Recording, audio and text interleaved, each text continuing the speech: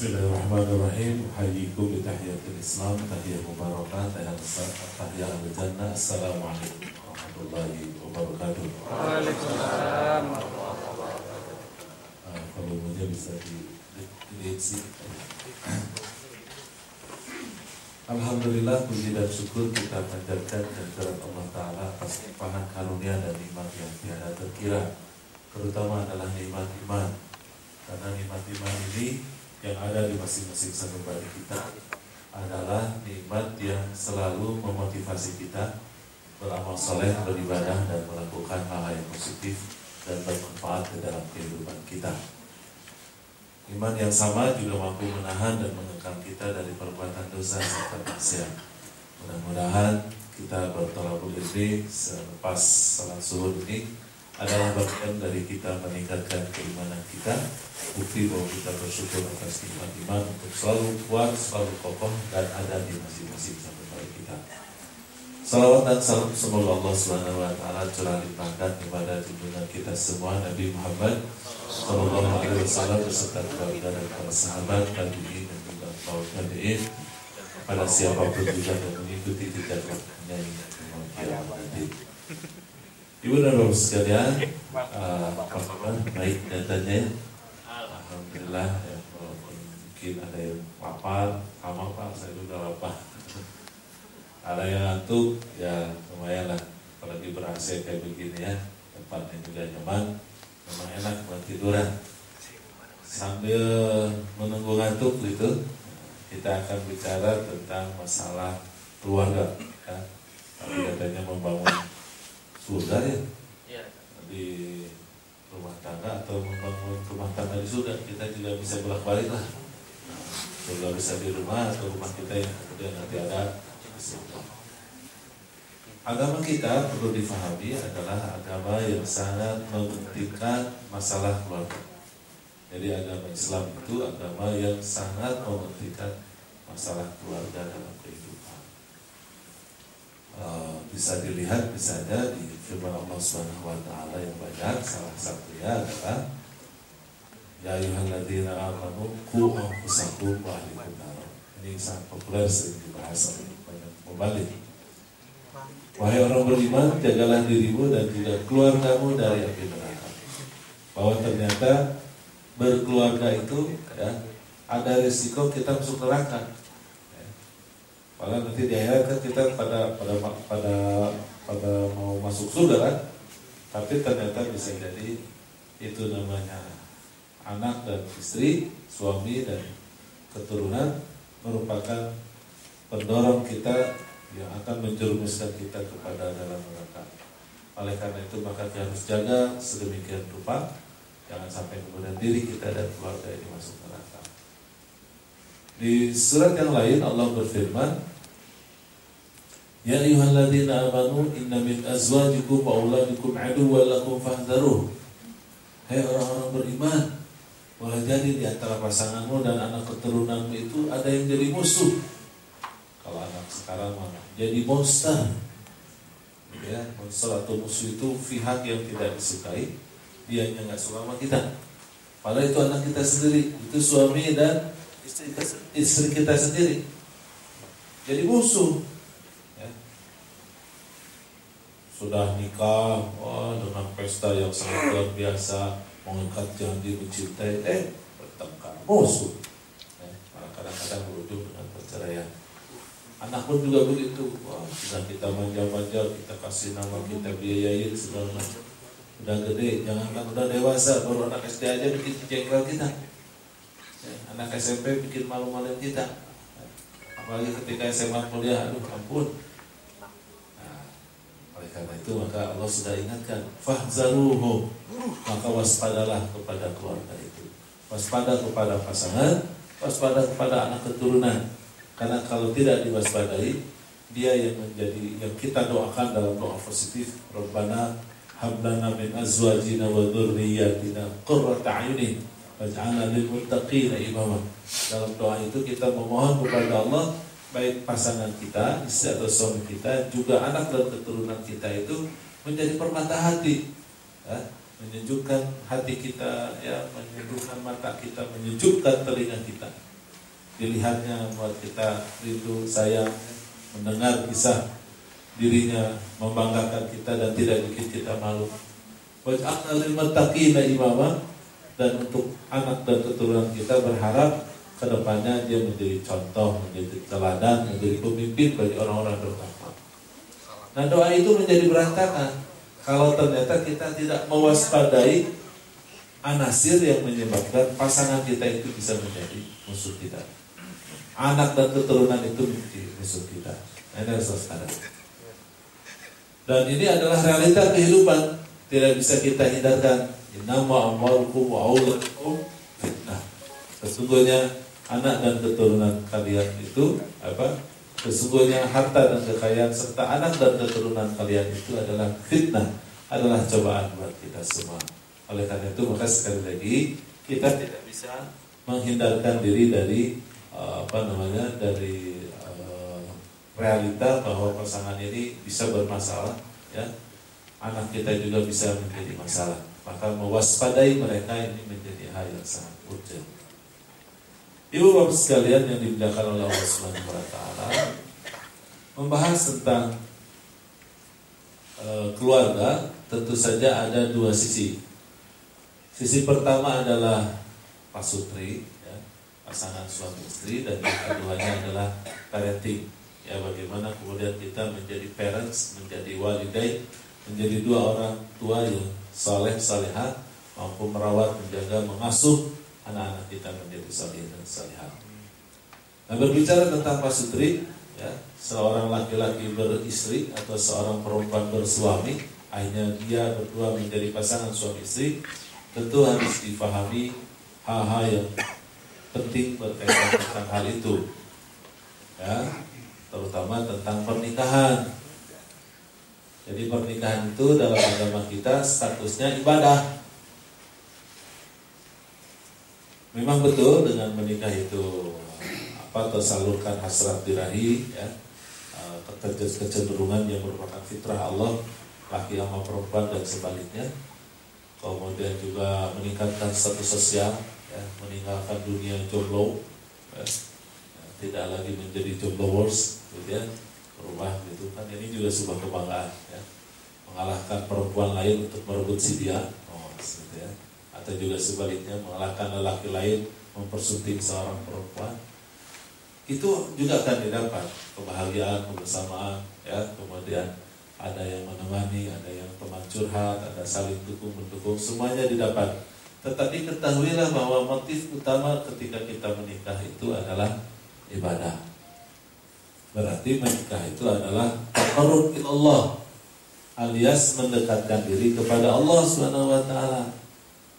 Ini harus difahami, dimengerti oleh kita, bukan untuk bersenang-senang saja, apalagi untuk bersusah-susah, ya. Jangan pernah kita nikah, ngapain nikah? Oh, kita biar bertengkar nanti. Oh, terus ya, nanti kita cerai aja. Nggak ada ceritanya begitu. Ya. Dalam Islam yang namanya nikah itu adalah sesuatu yang bernilai ibadah, dengannya kita mendekatkan diri kepada Allah. Tentu secara total bahwa kalau ada upaya mendekatkan diri kepada Allah Subhanahu wa taala, tentu saja di saat prosesnya dan saat hasilnya itu akan dirasakan sakinah, akan dirasakan ketentraman. Apapun ibadah, ya, tidak hanya nikah, apapun ibadah begitu. Nah, termasuk nikah sekali lagi harus dikuatkan oleh kita bahwa menikah itu adalah ibadah. Karena menikah itu ibadah, maka harus ada dua hal yang harus dipenuhi. Ya, sebagai sahnya sebuah ibadah, ada dua hal yang harus dipenuhi. Yang pertama adalah ikhlas. Ya, jadi kalau menikah itu harus ikhlas. Apa yang disebut dengan ikhlas? Ikhlas itu apa ya? Kalau dalam pernikahan itu melibatkan Allah dalam pernikahan, kira-kira begitu. Bagaimana maksudnya melibatkan Allah dalam pernikahan? Ialah ketika si suami mengharapkan istrinya begini dan begitu, itu kepada Allah, tidak kepada yang bersangkutan. Begitu juga seorang istri mengharapkan suaminya begini begitu pun kepada Allah, jangan kepada istrinya yang bersangkutan. Itu yang saya maksud melibatkan Allah.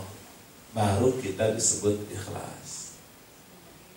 Pengalaman saya sebagai konsultan keluarga yang suka dimintai orang untuk menyelesaikan masalah keluarga, kalau ngobrol gitu ya sama pasangan suami istri yang bertengkar dan akhirnya menginginkan perceraian, itu adalah karena tidak ikhlas, ya, tidak ikhlas. Kayak kemarin itu ada seorang perempuan datang kepada saya, baru saja pernikahan 6 bulan, ternyata akhirnya si suaminya mau menceraikan, ya.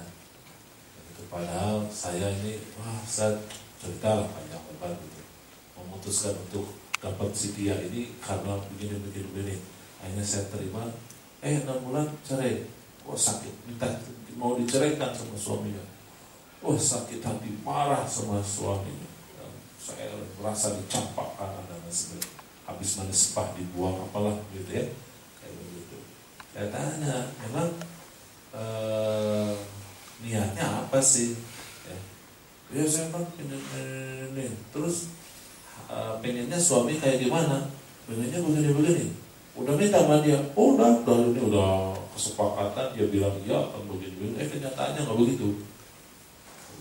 Pernah nggak minta sama Allah berdoa agar suaminya kayak begitu? Dia mungkin baru nyadar, oh iya ya, ternyata dia belum pernah berdoa kepada Allah. Dan sejak awal si laki-laki itu melakukan PDKT, dan dia juga merasa didekati, dan dia juga berharap, dan dia melihat kasat mata si suaminya begini, tetapi setelah menikah yang dialaminya berbeda.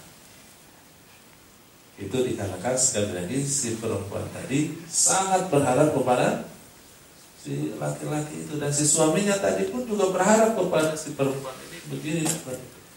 Nggak bisa, ya. Jadi ingat, ini sudah nikah semuanya. Ada jomblo khusus nggak? Nah, ada banyak jomblo dari Jawa. Aku apa sebenarnya?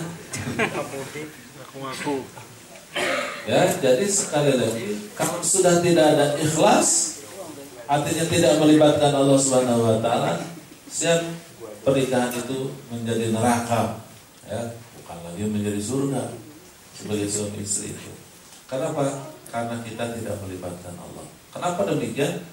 Ya itu tadi, yang kalau kita mengharapkan si laki ngarapin kepada istrinya kan manusia juga, sementara manusia lengkap dengan segala ketidaklengkapan gitu ya, ketidaksempurnaan. Beda sama Allah Subhanahu Wa Taala yang maha lengkap, maha sempurna dengan segala kehebatannya dan kemahaannya. Kalau kita minta sama Allah, Allah kasih. Tapi kalau minta kepada manusia, jangan terlalu banyak berharap. Apalagi laki-laki biasanya pandainya cuma merayu, obal kan. Laki-laki mobil keahlian ya. Laki-laki dipercaya. Salah mempercayai laki-laki itu ya. Nah, itu jadi musyrik, harus percaya kepada Allah Subhanahu Wa Taala. Ya, jadi kalau kita menginginkan istri kita begini dan begitu, minta selalu kepada Allah Subhanahu Wa Taala. Ya, kalau kita menginginkan pasangan kita itu sebagaimana yang kita inginkan, maka mintalah kepada Allah Subhanahu Wa Taala. Itu yang disebutkan ikhlas ketika Allah dilibatkan. Ya. Saya sudah minta kok gitu aja.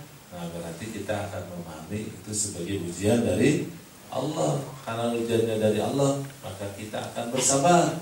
Sebagai suami bersabar, sebagai istri juga bersabar. Bila ternyata setelah banyak berdoa kepada Allah, pasangannya belum sebagaimana yang diharapkan.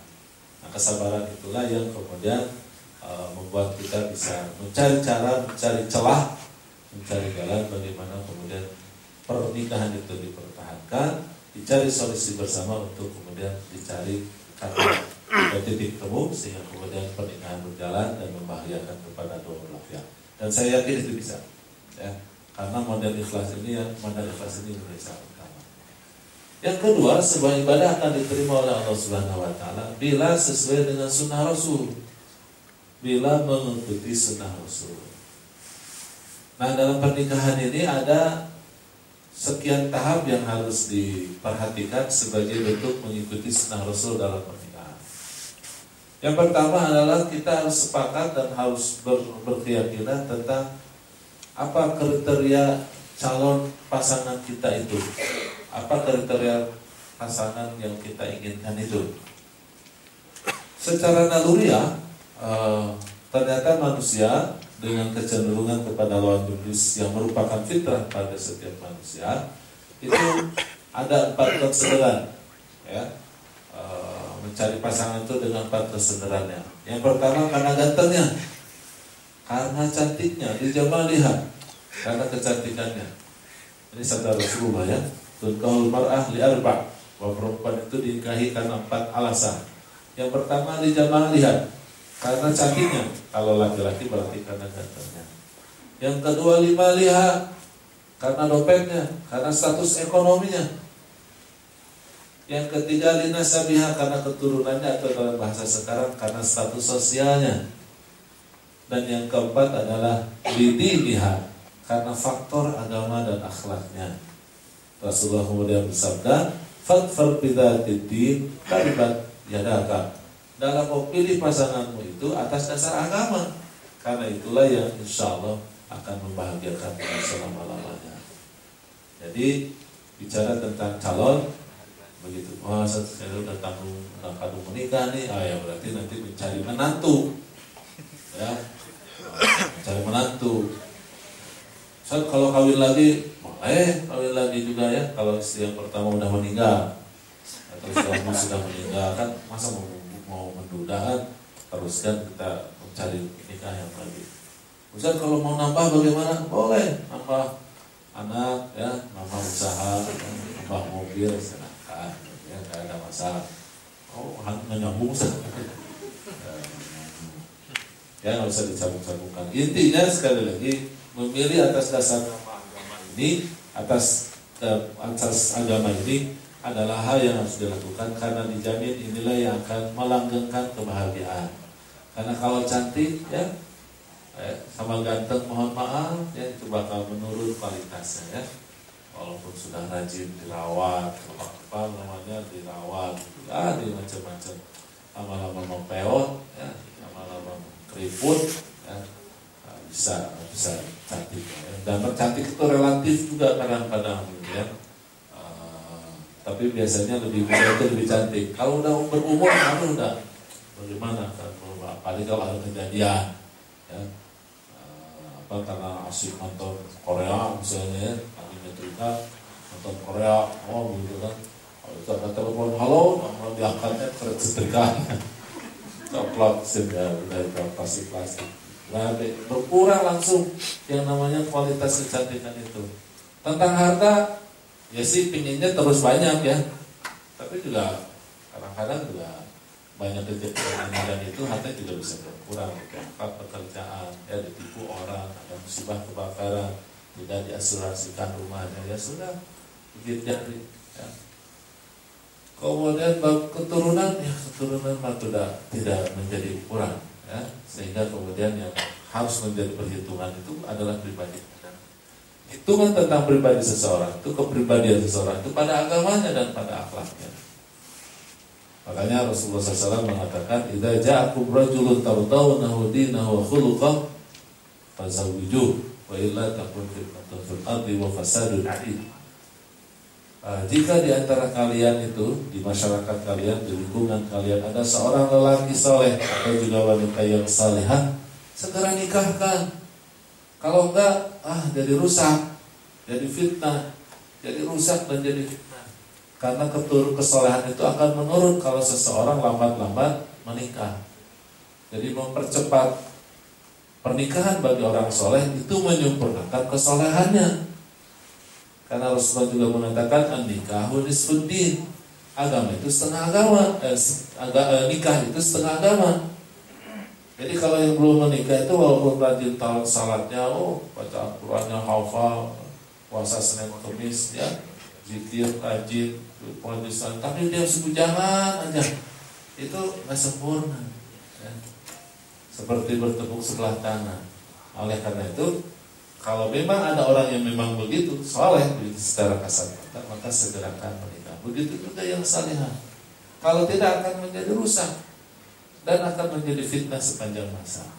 Oleh itu menyegerakan menikah ini penting. Walaupun ini ada diskusi kemarin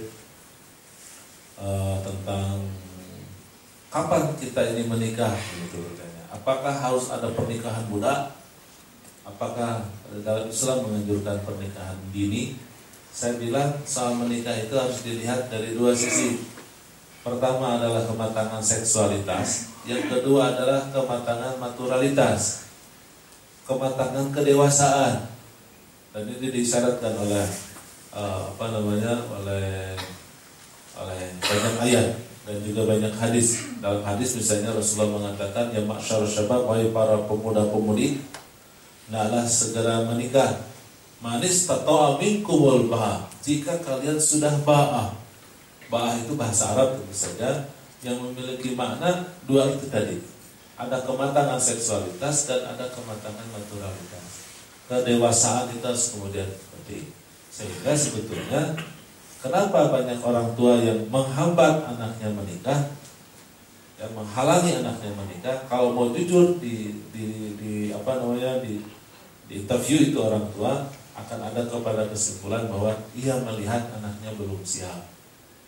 Sehingga sesungguhnya kesiapan ini menjadi sangat penting, ya, dan itu berkait dengan ar-rushd atau dalam bahasa populernya tadi maturalitas, mature, bahwa dia sudah dewasa, sudah bisa mengendalikan diri dengan baik dan kelola harta dengan baik, dia bisa berkomunikasi dan berhubungan dengan personal yang baik pula. Bagi mereka lah maka kemudian disegerakan untuk menikah.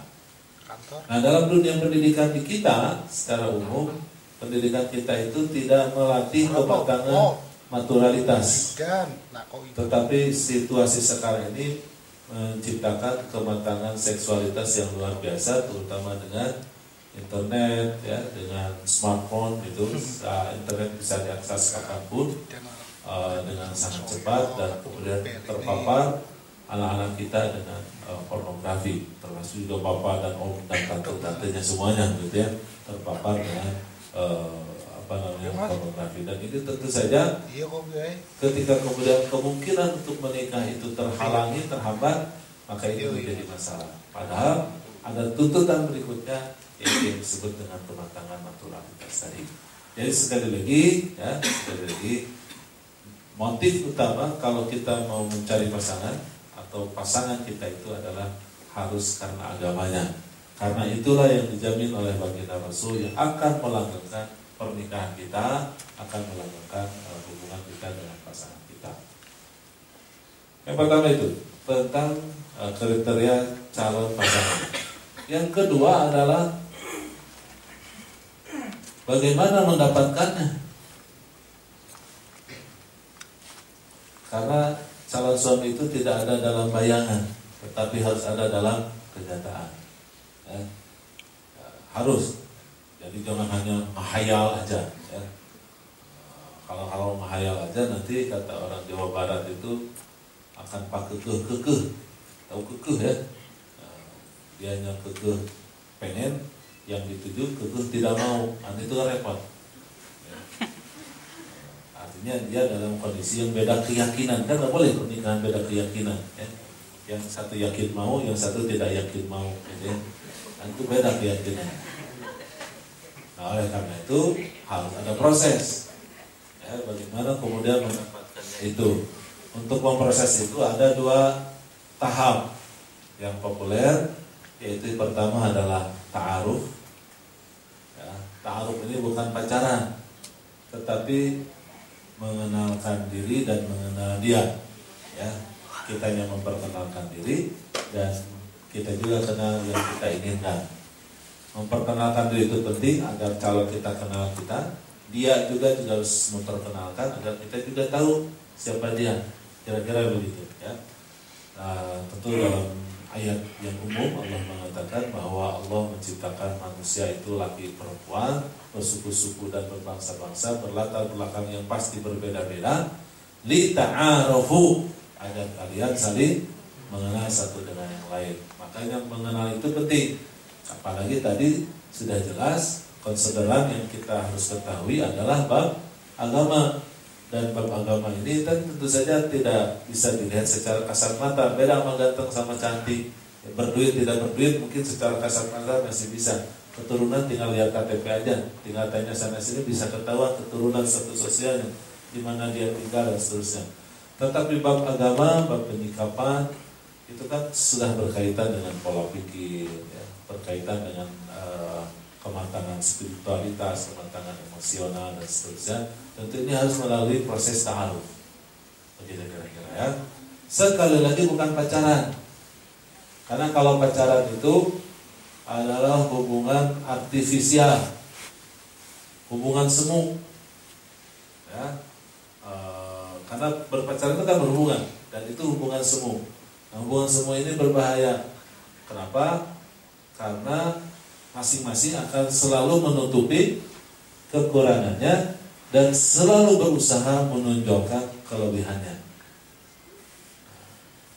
Kelebihan laki-laki, ya mohon maaf, bukan pada penampilan fisik, karena laki-lakinya fisiknya segini-gininya, nggak bisa ditingkatin lagi kualitas kita mah. Ya. Makanya perempuan laki-laki mah nggak peduli mau buncit, mau kagak, mau botak, mau rambut panjang, nggak jadi masalah buat laki-laki, karena memang nggak penting. Laki-laki mah, dan bukan itu. Nah, yang ditanjolinnya apa? Duit biasanya yang ditanjolinnya, sok traktir. Yang kedua apa? Kalau nggak punya duit atau punya duit tapi pelit, ini merayu, gompa, laki-laki, umbar kesetiaan, umbar ngapel dan seterusnya. Sekarang perempuan pun juga dia harus, karena hubungannya artifisial, maka ia harus kemudian menutup segala kekurangannya, menampilkan segala kelebihannya. Apa kelebihan perempuan? Ya fisiknya, karena fisik perempuanlah yang membuat laki itu tertarik, ya, dari mulai suaranya, dari mulai parfumnya, dari mulai curling matanya, ya, dari mulai pakaiannya, dari mulai tubuhnya. Oh sebenarnya begitulah kenyataannya.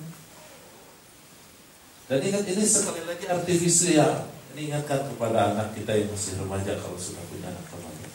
Hubungan itu adalah artifisial, semu. Ya. Semu itu begini, mengikatnya tidak, meresmikannya itu gimana ya? Bahasa juga nembak, apa istilahnya itu? Nembak gitu ya. Jadian pagi hari, sore bisa bubaran. Kan nggak ada. Kalau nikah kan nggak begitu. Terus tidak ada di dunia ini satu pengadilan yang membubarkan pacaran dan mempersatukan pacaran. Dan hukumnya juga tidak jelas, namanya juga artifisial. Tidak ada larangan seorang cowok punya 10 cewek. Anak cewek juga boleh saja punya 10 cowok, nggak jadi masalah. Itu realitanya begitu yang namanya pacaran.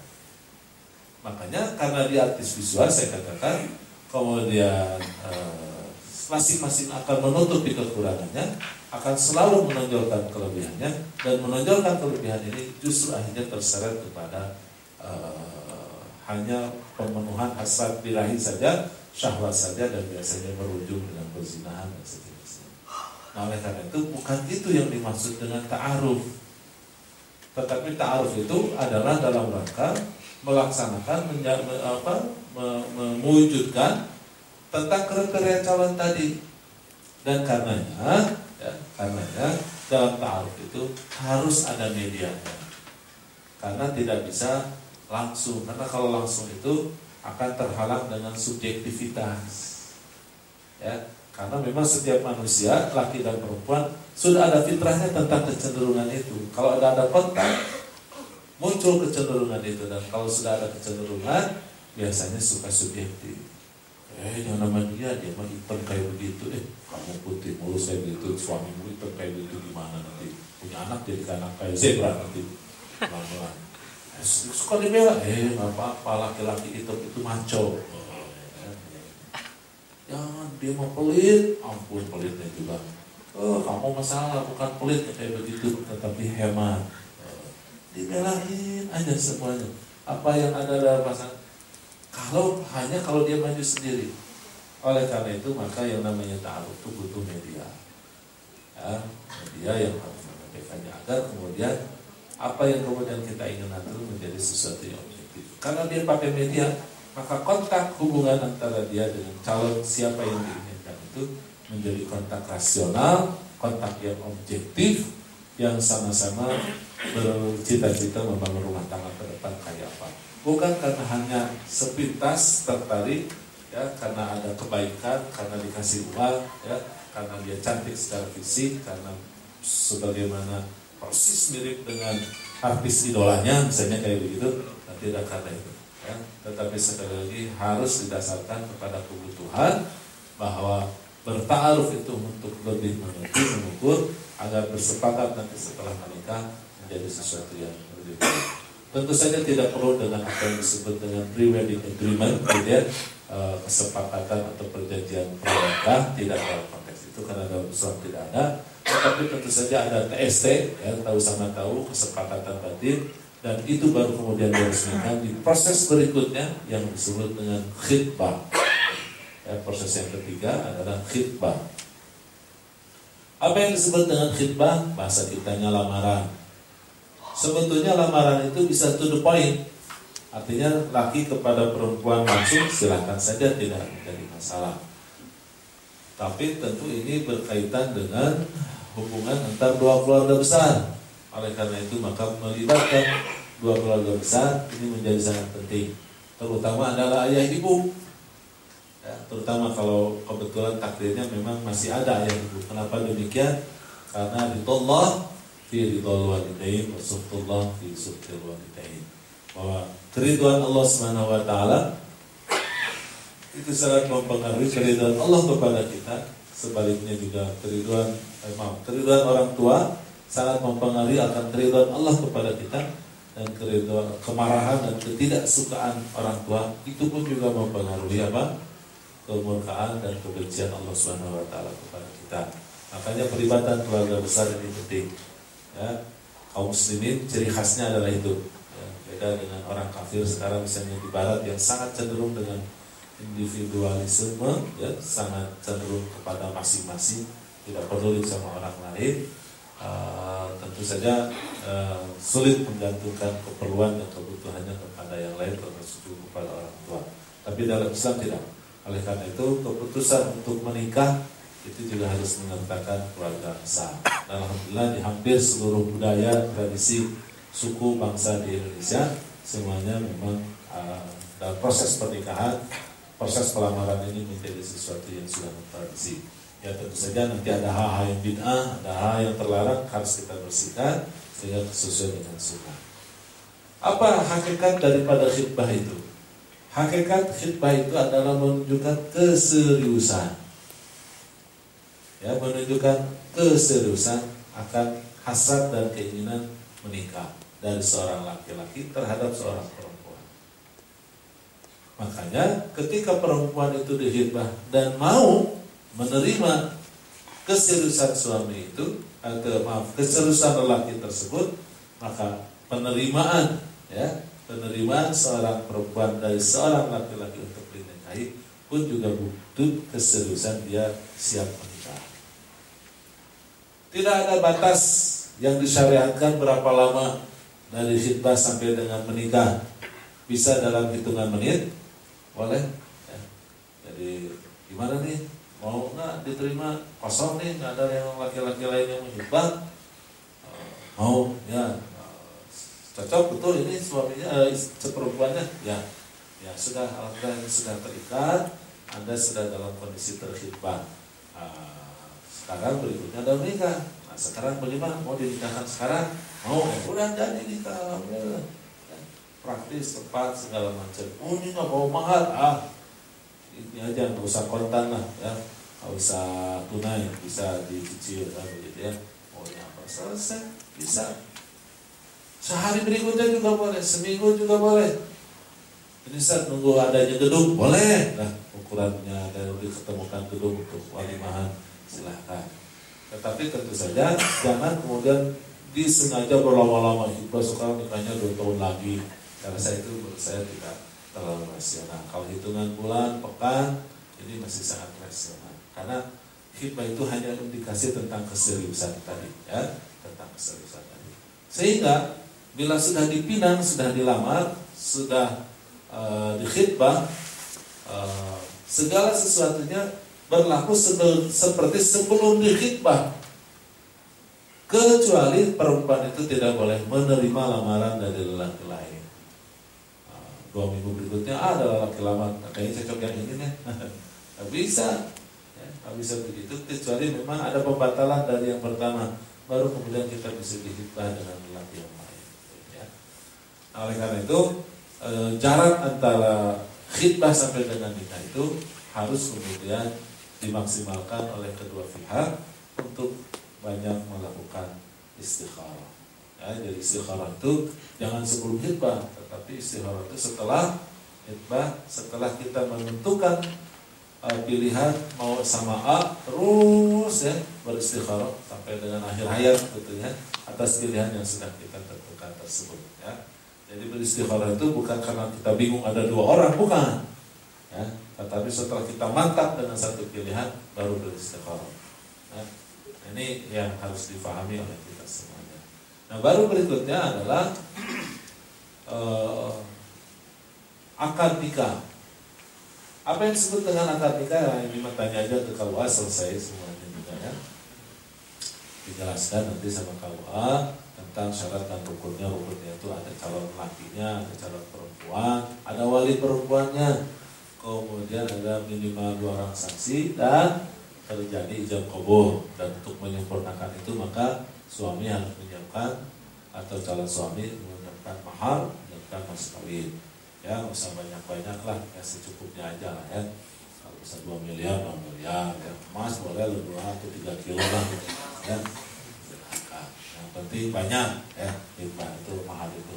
Yang penting banyak dan ikhlas memberinya dan si perempuannya suka menerima, ya. Maharnya cuma 5 gram, pernikahannya bisa 1 miliar, resepsinya salah itu, terbalik ya. Maharnya 1 miliar, resepsinya cukuplah 20 juta juga alhamdulillah gitu lah, gitu ya.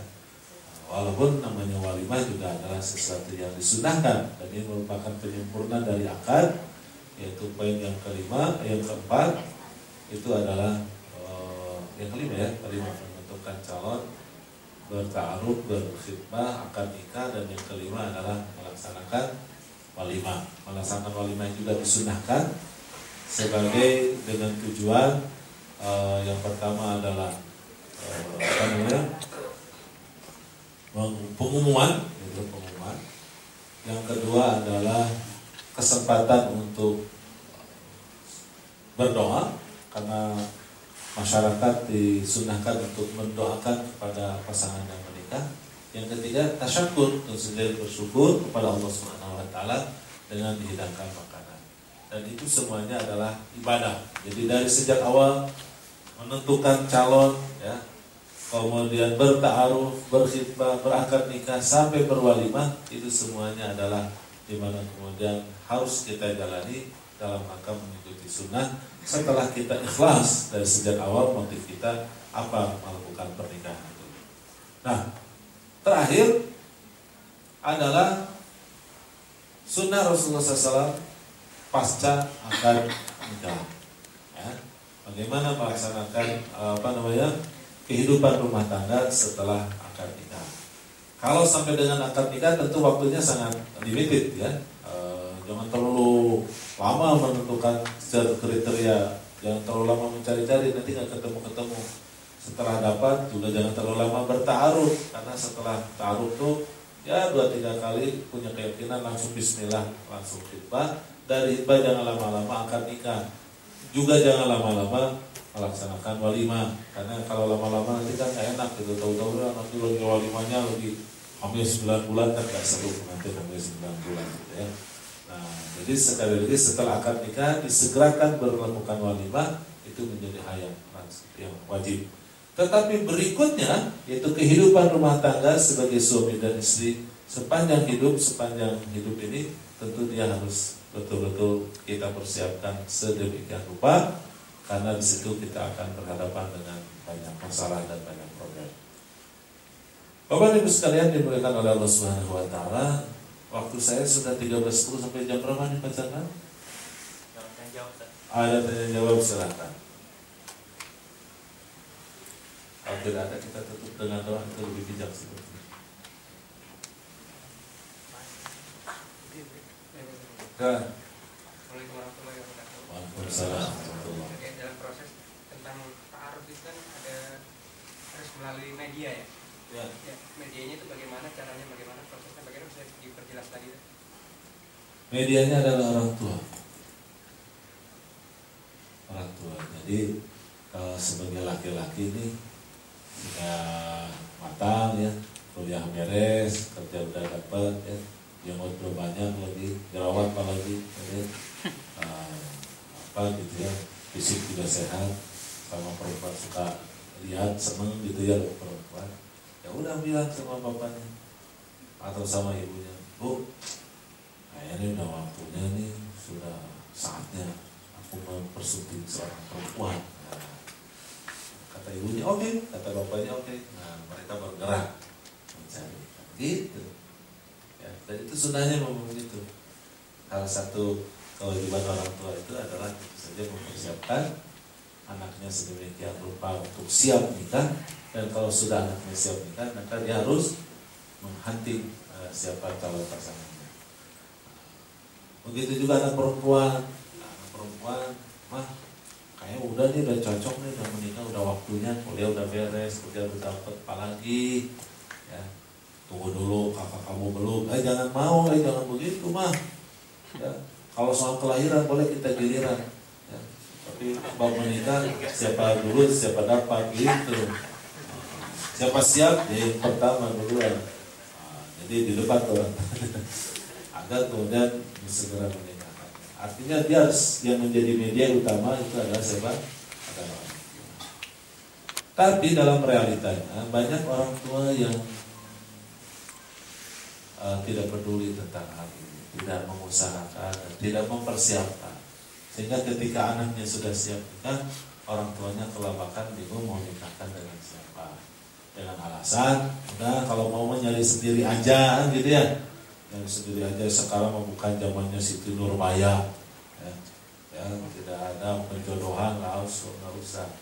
Nah, biasanya begitu. Dan ini tentu adalah pendapat yang keliru ya, tentu saja. Realita bila kemudian begitu, orang anak-anak dulu, bukan anak sekarang ya, anak-anak dulu itu kan banyak mencari pasangannya, cari sendiri. Ujungnya apa? Nggak cocok, karena nyari nyawa nafsu aja gitu ya. Hanya atas dasar tidak pertimbangan yang matang, kemudian menikahnya seperti itu. Dan juga banyak orang tua dahulu main menjodohkan juga tidak dengan hitungan agama, tapi karena hutang piutang kayak Datuk Maringgi gitu ya, sama itu berbayar gitu, atau karena ada politik gitu, atau karena motif yang lainnya, sehingga kemudian akhirnya anak menjadi korban, Nah, ini sekali lagi harus sangat dihindarkan. Tetapi oleh karena itu media utama adalah orang tua. Nah, bagi kita yang kemudian Allah SWT anugerahkan anak ya, baik anak laki dan perempuan, pun juga harus betul-betul sempurna nanti siap memediasi anak-anak kita untuk kemudian mereka bisa bertaruh dengan siapapun oleh kita medianya. Kenapa? Karena kita menjadi objektif, kita juga memperhatikan subjektivitas anak kita, kita juga menjadi objektif terhadap kira-kira siapa calonnya, diadakan diskusi, pilihan sehingga kemudian menentukannya menjadi barang-barang, gitu ya. Ya udah, ridho dah, udah cocok, gitu kira-kira. Nah, karena banyak orang tua yang tidak melakukan perannya yang benar berkaitan dengan mempersiapkan anak untuk, terutama di usia nikah, untuk dinikahkan dengan dua tadi, ada yang acuh, ada yang terlalu kecampur, juga dua-duanya tidak bagus menurut saya. Oleh karena itu medianya bisa dengan media lain. Apa media itu?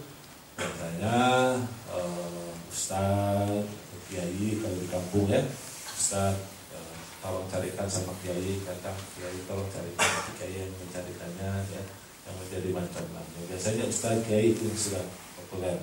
Ini pun juga ada beberapa kiai yang menyalahgunakan kewenangannya, otoritas keagamaan yang dimilikinya, sehingga jadi dikomersilkan gitu ya. Nah, itu biasanya untuk pernikahan kedua, ketiga, keempat, dan seterusnya. Saya dapat pengaduan seperti itu dari seorang istri yang dizalimi oleh kiai guru dari suaminya. Sampai ada peletnya, ada magic dan lain sebagainya. Tentu ini adalah penyalahgunaan, tetapi secara umum bahwa proses ini harus kemudian dilewati. Nah, kenapa saya katakan tidak boleh langsung? Untuk menghindari subjektivitas. Tapi dari sisi hukum syariat boleh-boleh saja. Cari sendiri aja boleh-boleh saja. Tetapi sekali lagi ini kan dalam rangka agar pernikahan itu menjadi sesuatu yang sakral, yang langgeng, tidak hanya seumur jagung kemudian bercerai dan seterusnya. Dan ini harus betul-betul dilakukan. Nah, kalau kita bandingkan di masyarakat barat yang tidak lagi menghargai pernikahan, apalagi mereka masyarakat individual, maka yang namanya pernikahan itu menjadi horor, hal yang sangat menakutkan.